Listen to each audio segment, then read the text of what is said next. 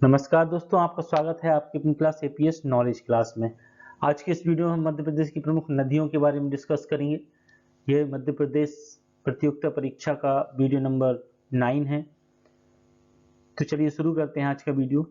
जैसा कि आपको पता है कि 6 जो टॉपिक है वो कंप्लीट हो गए हैं। ये 7 नंबर टॉपिक चल रहा है हमारा, मध्य प्रदेश की नदियां एवं अफवाह तंत्र। तो चलिए देखते हैं मध्य प्रदेश की प्रमुख नदियां एवं अफवाह तंत्र। ये है आपका मध्य प्रदेश की प्रमुख नदियों का अफवाह तंत्र। यहाँ से देखिए पूर्वी की ओर अगर हम देखते हैं तो पूर्व में प्रभावित होने वाली नदियों में सोन नदी, जोहिला नदी और महान नदी है। पश्चिम की ओर प्रभावित होने वाली नदी की बात करें तो पश्चिम की ओर प्रभावित होने वाली नदियां हैं नर्मदा नदी, ताप्ती नदी और माही नदी। यदि हम उत्तर की ओर प्रभावित होने वाली नदियों की बात करें तो चंबल नदी, क्षिप्रा नदी, काली सिंध नदी, पार्वती नदी, सिंध नदी, बेतवा नदी और केन और टोस नदी। अब हम दक्षिण की ओर प्रभावित होने वाली नदियों की बात करते हैं तो दक्षिण की ओर प्रभावित होने वाली जो नदियां हैं वो है वैनगंगा, पैंच, बरधा, प्राणहिता, कन्हन, ये नदियां हैं। अब हम बात करेंगे उत्तर की ओर प्रभावित होने वाली नदियों के बारे में विस्तार से। चलिए पहले कुछ इंपॉर्टेंट पॉइंट देख लें। तो मध्य प्रदेश से कई नदियों का उद्गम स्थल होता है, इस कारण से मध्य प्रदेश को नदियों का मायका भी कहा जाता है।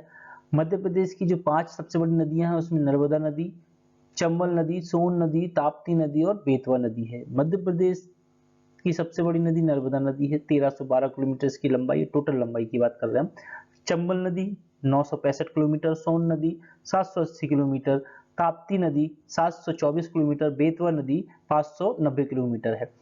ये जो मैप है इसमें मैप में देखिए आप नदियों का उद्गम स्थल भी दिया गया है यहाँ पर और साथ में नदियों के नाम भी दिए गए। यहाँ देखिए ये जो जगह है विंध्याचल पर्वत श्रेणी और सतपुड़ा पर्वत श्रेणी की मध्य में निकलने वाली मध्य प्रदेश की जीवन रेखा कही जाने वाली नदी, देखिए इसकी लंबाई काफी अधिक है। फिर यहाँ पर देखिए यहाँ पर नदी निकली हुई है आपकी ताप्ती नदी। ताप्ती नदी जो मध्य प्रदेश की जो नर्मदा नदी है उससे समांतर बहने वाली नदी है ना। ये महाराष्ट्र से होकर भी बहती है। ये देखिए यहाँ पर उत्तर की ओर प्रभावित होने वाली नदियों में चंबल नदी, सिंध नदी, बेतवा नदी, केन नदी, तमस नदी और सोन नदी। यहाँ पर देखिए यहाँ पर ये है आपकी बेनगंगा नदी, बरधा नदी। यहाँ देखिए इस साइड है आपकी, बात कर चुके हम ताप्ती नदी, ये माही नदी है। काफी सारी नदियां हैं जो मध्य प्रदेश से निकली हुई हैं। आगे हम विस्तार से चर्चा कर रहे हैं। यहाँ देखिए उत्तर की ओर प्रभावित होने वाली नदियों के बारे में हम विशेष इंफॉर्मेशन को डिस्कस करते हैं। तो जो चंबल नदी है इसका उद्गम स्थल है जनापा पहाड़ी, माहू, इंदौर।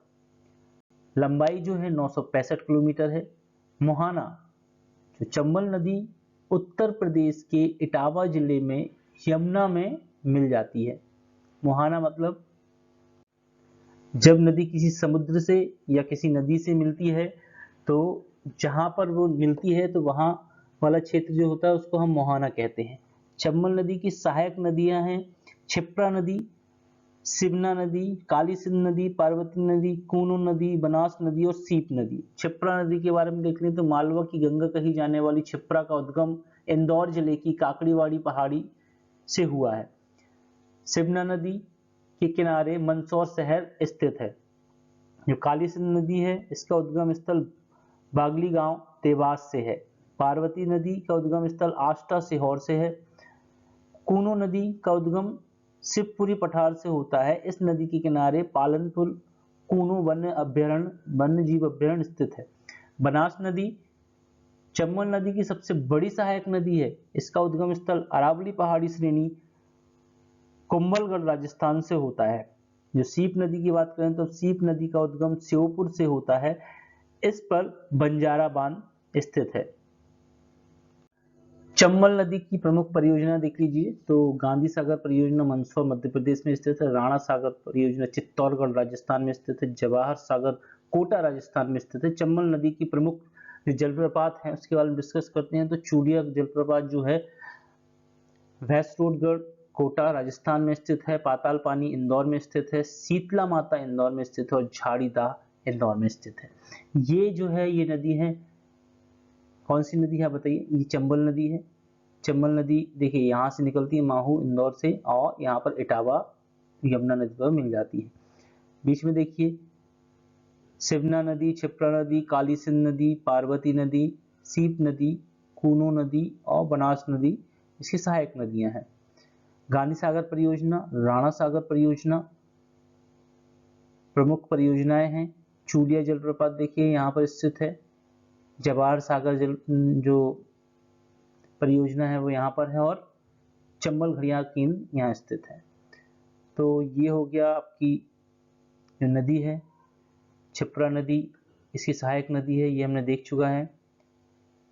अब विशेष तत्वों के बारे में बात कर लें तो जो विशेष तत्व हैं, चंबल नदी अवनालिका अपर्दन अथवा पीहड़ का निर्माण करती है, जिसको रिवाइन लैंड कहते हैं। मीन्स बहुत सारे खड्ड बने हुए होते हैं, बड़े बड़े गड्ढे, जिससे मीन्स आपकी मिट्टी का अगर दाब बहुत ज्यादा होता तो खंडर बन जाते हैं, वहां पर बहुत बहुत गहरे गहरे गड्ढे होते हैं। अब मध्य प्रदेश के बीहड़ प्रभावित जिलों में श्योपुर, मुरैना, भिंड आते हैं। चंबल नदी पर जो चंबल घड़ियाल, जिसको हम देवरी घड़ियाल केंद्र कहते हैं, मुरैना में स्थित है। चंबल नदी में डॉल्फिन संरक्षण भी किया जाता है। चंबल नदी में बटागुर, कटहवा व चित्रा इंडिका कछुए की प्रजातियों का संरक्षण किया जाता है। चंबल नदी का पुराना नाम है वो चर्मावती या कामधेनु है। कामधेनु जनरली राजस्थान में कहा जाता है चंबल नदी को। बनास, सीप व चंबल नदी रामेश्वरम त्रिवेणी संगम का निर्माण राजस्थान में करती है, और जो डॉल्फिन है, डॉल्फिन मछली, वो चंबल नदी का ब्रांड एम्बेसडर बनाया गया है इसे। बेतवा नदी को डिस्कस करते हैं तो जो बेतवा नदी है उसका उद्गम स्थल देखिए, बुंदेलखंड की जीवन रेखा कही जाने वाली जो बेतवा नदी है उसका उद्गम स्थल राजस्थान के कुमरा गांव से हुआ है। मोहाना बेतवा नदी उत्तर प्रदेश के हमीरपुर जिले में यमुना में मिल जाती है। इसकी लंबाई जो है 590 किलोमीटर है। बेतवा की सहायक नदी बीना, धसान व जामनी है। बेतवा नदी की प्रमुख परियोजनाएं हैं सम्राट अशोक परियोजना विदिशा, राजघाट रानी लक्ष्मीबाई परियोजना मध्य प्रदेश उत्तर प्रदेश की संयुक्त परियोजना है ये। माता टीला परियोजना भी मध्य प्रदेश और उत्तर प्रदेश की प्रमुख परियोजना है। परीक्षा परियोजना उत्तर प्रदेश की है। राहतगढ़ और भालकुंड जलप्रपात एक ही है, मतलब जो राहतपुर जलप्रपात है, राहतगढ़ जलप्रपात और भालकुंड जलप्रपात ये दोनों एक ही हैं। विशेषता देख लीजिए, बेतवा नदी की सहायक नदी बीना नदी के किनारे आगासोद गांव में बीना तेल रिफाइनरी स्थित है, और जो बीना नदी के किनारे सागर जिले में स्थित एरन नामक एक स्थान है जहां पर सती प्रथा के साक्ष्य मिलते हैं। बेतवा नदी को बुंदेलखंड की गंगा या मध्य प्रदेश की गंगा भी कहा जाता है। ये प्रदूषण के आधार पर इसको कहा जाता है। बेतवा का आइलैंड देवगढ़ के किले को कहा जाता है जो कि उत्तर प्रदेश में स्थित है। भालकुंड राहतगढ़ जलप्रपात बीना नदी पर सागर जिले में स्थित है। जो बेतवा के किनारे स्थित शहर हैं वो विदिशा, भोजपुर, सांची, चंदेरी व ओरछा है। ओरछा में बेतवा नदी को सतधारा के नाम से जाना जाता है। ये देखिए बेतवा नदी कुमरा गांव रायसेन से निकली है, भोजपुर, सांची, विदिशा, चंदेरी होते हुए यहाँ पर हमीरपुर में यमुना नदी में मिल जाती है। इसकी प्रमुख परियोजना देखिए, सम्राट अशोक परियोजना है, राजघाट परियोजना है, माता टीला परियोजना है, माता टीला बांध, ठीक है, और परीक्षा बांध यहाँ पर स्थित है। यहाँ से देखिए बीना नदी है, या बीना नदी के ऊपर भालकुंड जलप्रपात स्थित है सागर में। कुछ प्रमुख नदियों के उद्गम स्थल के बारे में देख लीजिए तो नर्मदा नदी है, इसका उद्गम स्थल जो है अमरकंटक अनूपपुर है। चंबल नदी माहू जनापा पहाड़ी है। सोन अमरकंटक अनूपपुर से निकली हुई है। ताप्ती नदी जो है मुल्ताई बैतूल में है। बेतवा नदी कुमरा ग्राम रायसेन। माही नदी मिंडा गांव धार। रेनगंगा नदी मुंडारा गांव सिवनी। सिंध नदी लटेरी तहसील विदिशा। कैन नदी अहरगांव कटनी तवा। चेर कठारी महादेव हिल्स छिंदवाड़ा से निकली है। और क्षिप्रा नदी काकड़ीवाड़ी पहाड़ी इंदौर से निकली है। पेंच जुन्नार देव छिंदवाड़ा से निकली है। तमस नदी चुलेरी गांव सतना से निकली है और बरधा नदी काली भीत पहाड़ी बैतूल से निकली है। सिंध नदी की बात करते हैं हम, तो सिंध नदी का उद्गम लटेरी तहसील विदिशा से हुआ है। लटेरी तहसील विदिशा में स्थित है। मोहाना जो है वो सिंध नदी उत्तर प्रदेश की जालौन जिले में यमुना नदी में मिल जाती है। इसकी जो लंबाई है 470 किलोमीटर है। सहायक नदी कुंवारी, मऊहर पाहू नदी, ये इसकी सहायक नदियां हैं। सिंध नदी पर प्रमुख परियोजनाएं देखिए, जो सिंध नदी की प्रमुख परियोजना है मणिखेड़ा मोहनी सागर परियोजना, शिवपुरी, गोपी कृष्ण बांध, चौपन नदी गुना। विशेषता देखिए, सिंध नदी के किनारे रत्नगढ़ व सनकुआ का मेला दतिया में लगता है। सिंध नदी गुना और अशोकनगर जिले की मध्य सीमा बनाती है। यहाँ देखिए, ये जो आप पिक्चर में देख रहे हैं, ये एक मछली है जिसको शक्कर मछली कहते हैं, जिस सिंध नदी में दिखाई गई है, मतलब देखी गई है पन्ना जिले में। केन नदी उद्गम स्थल, केन नदी का उद्गम स्थल कैमूर पहाड़ी कटनी जिले से होता है। मोहाना, यह उत्तर प्रदेश के बांदा जिले में यमुना से मिलती है। इसकी लंबाई 427 किलोमीटर है। सहायक नदी सोनार, गुदेन, श्यामरी, मिरहसन, उर्मिल एवं चंद्रबल इसकी सहायक नदियां हैं। केन नदी का जो प्रमुख परियोजनाएं हैं वो गंगेऊ परियोजना पन्ना छतरपुर में स्थित है। रंगुआ परियोजना छतरपुर में स्थित है। उर्मिल परियोजना छतरपुर में स्थित है।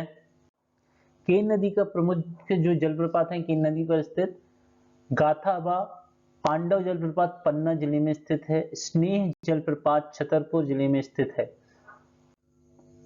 विशेष तथ्य देख लीजिए, केन नदी का जो पुराना नाम है सुक्तमती है। केन नदी पर केन घड़ियाल केंद्र पन्ना व छतरपुर सीमा पर स्थित है। भारत की पहली नदी लिंक परियोजना केन बेतवा लिंक परियोजना 2005 से स्टार्ट हुई है। देखिए, भारत की पहली नदी लिंक परियोजना है ये, इसको ध्यान रखना पड़ेगा आपको। मध्य प्रदेश के जो पर्यटन विभाग के द्वारा इसे मध्य प्रदेश की सबसे सुंदर नदी का दर्जा दिया गया है। किस नदी को दिया गया है? केन नदी को। किसने दिया है ये भाई? मध्य प्रदेश पर्यटन विभाग के द्वारा दिया गया है। ये देखिए, ये आपकी केन नदी है। अहरगांव रीठी तहसील कटनी से निकली है। यहाँ पर देखिए, यहाँ से निकलते हुए ये यमुना नदी पे मिल जाती है। यहाँ देखिए, गुदेन नदी, सोनार नदी, मिहरसन नदी, श्याममरी नदी। यहाँ पर देखिए, यहाँ पर केन घड़ियाल परियोजना है। केन घड़ियाल केंद्र है। यहाँ पर पन्ना टाइगर रिजर्व भी यहीं पर है। गंगेऊ बांध भी यहाँ पर है। स्नेह जलप्रपात देख लीजिए। उर्मिल नदी यहाँ पर मिली है। चंद्रावल नदी यहाँ से मिलती है और चिल्का घाट बांधा उत्तर प्रदेश में जाके यमुना नदी में मिल जाती है। टोस नदी के बारे में देखते हैं, तो जो टोस नदी को हम तमसा नदी भी कहते हैं। टोस नदी का उद्गम स्थल जुलेरी गांव सतना जिले में होता है। मोहाना, यह नदी प्रयागराज जिले उत्तर प्रदेश में गंगा में मिल जाती है। सहायक नदी बीहड़, महाना व बेलन नदी है। परियोजना टोस परियोजना रीवा जिले में स्थित है। प्रमुख जलप्रपात देख लीजिए इसका, तो प्रमुख जलप्रपात में पूर्वा जलप्रपात टोस नदी पर रीवा जिले में स्थित है। पियावन व चचई जलप्रपात बीहड़ नदी पर रीवा जिले में स्थित है। केवटी जलप्रपात महाना नदी पर रीवा जिले में ही स्थित है। और बहुती जलप्रपात सेलर नदी पर रीवा जिले में स्थित है। यहाँ देखिए, मध्य प्रदेश का सबसे ऊंचा जो जलप्रपात है वो है बहुटी जलप्रपात। बहुटी जलप्रपात मध्य प्रदेश का सबसे ऊंचा जलप्रपात है। यहाँ देखिए, जुलेरी गांव सतना, ये यहाँ से जाती हुई गंगा नदी में मिल जाती है। सहायक नदी देख लीजिए, बीहड़ नदी, प्यावन नदी, बिछिया नदी। यहाँ देखिए, बिछिया नदी रीवा में मिल जाती है, मतलब रीवा में यहाँ पर किस नदी पर? ये बीहड़ नदी पर मिलती है बिछिया नदी। ठीक है, फिर यहाँ देखिए महाना नदी, ठीक है, सेलर नदी, बेलन नदी में मिलती है यहाँ पर ना, सोनभद्र नदी, सोनभद्र यूपी से ये बेलन नदी यहाँ आके कहाँ पर मिल जाती है आपकी, इस नदी में मिल जाती है। ओके, फिर ये नदी आपकी गंगा नदी में मिल जाती है। यहाँ देखिए कुछ प्रमुख नदियों का मुहाना है। नर्मदा नदी मीन्स कहाँ मिलती है? नर्मदा नदी खंबात की खाड़ी गुजरात में,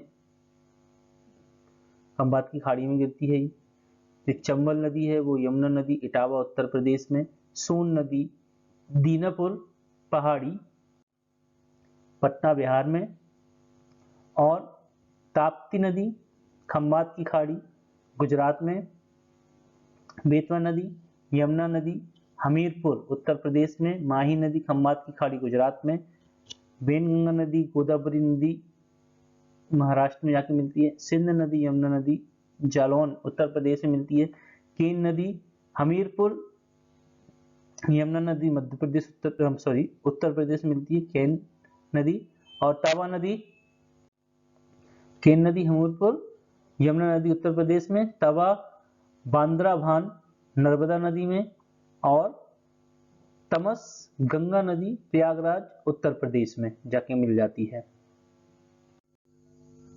मध्य प्रदेश की नदियों के अन्य नाम देख लीजिए तो मध्य प्रदेश की जो बेतवा है उसको बेत्रवती कहते हैं, चंबल नदी को कामधेनु, चरमवती और नित्यवाहिनी कहते हैं, नर्मदा नदी है उसको हम शिवपुत्री और रेवा भी कहते हैं, तमसा टोस और तमस नदी के नाम से जानी जाती है, केन नदी को कर्णवती सुप्तमती भी कहते हैं। मध्य प्रदेश की प्रमुख जो नदियां हैं उनकी लंबाई देख लीजिए, नर्मदा नदी 1312 किलोमीटर, चंबल नदी 965 किलोमीटर, सोन नदी 780 किलोमीटर, ताप्ती नदी 724 किलोमीटर, बेतवा नदी 590 किलोमीटर, माही नदी 583 किलोमीटर। बेतवा की बात हो गई, यहाँ पर वेनगंगा नदी है, वेनगंगा नदी का 569, एंड सिंध नदी 470 और केन नदी 427 किलोमीटर इसकी लंबाई है। अब हम नेक्स्ट वीडियो में पूर्ववर्ती या पूर्वी को प्रभावित होने वाली नदियों के बारे में डिस्कस करेंगे। आज की वीडियो में इतना ही। यदि आपको वीडियो पसंद आया तो वीडियो को लाइक, शेयर एंड चैनल को सब्सक्राइब करना ना भूलें। धन्यवाद।